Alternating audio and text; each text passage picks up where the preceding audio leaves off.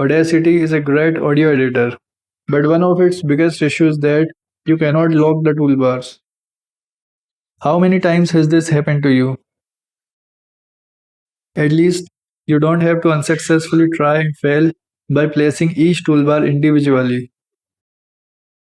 You can go to View menu, then Toolbars, and click Reset Toolbars.